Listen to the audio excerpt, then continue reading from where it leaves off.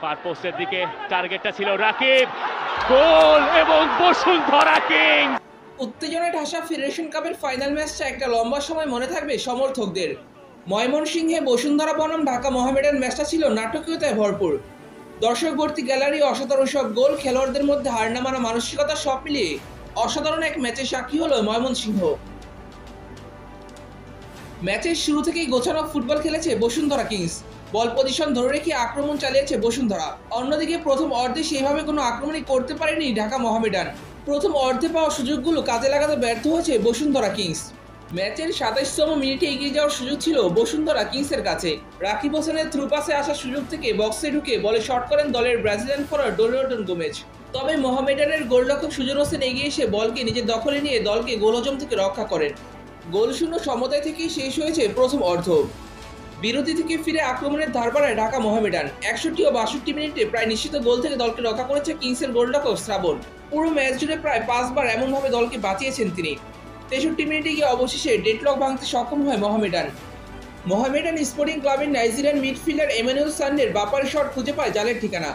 কিংসের গোলকিপার মেহেদী হাসান শ্রাবণ বাদিকে ঝাঁপিয়ে পড়েও শেষ রক্ষা করতে পারেনি। গোল শোধে মরিয়া কিংস ম্যাচের ৮৭ মিনিটে সমতায় ফিরে।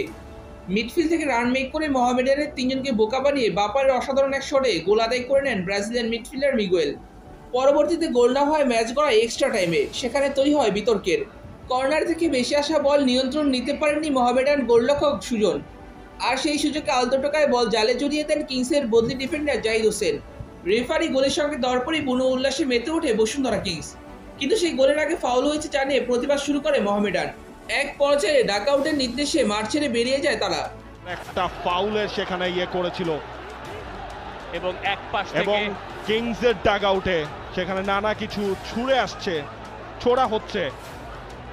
দুজন রেফারির সাথে কথা বলতে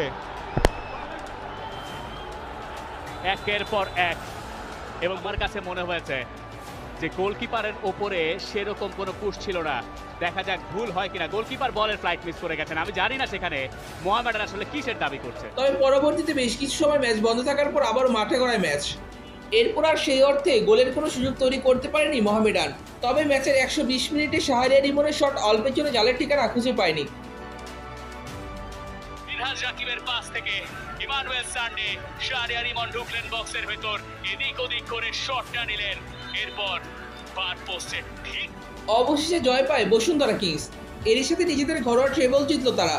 Bashundhara kings Bangladesh premier league, স্বাধীনতা কাপ এবং ফেডারেশন কাপ জিতে নিজেদের ট্রেবল পূর্ণ করেছে।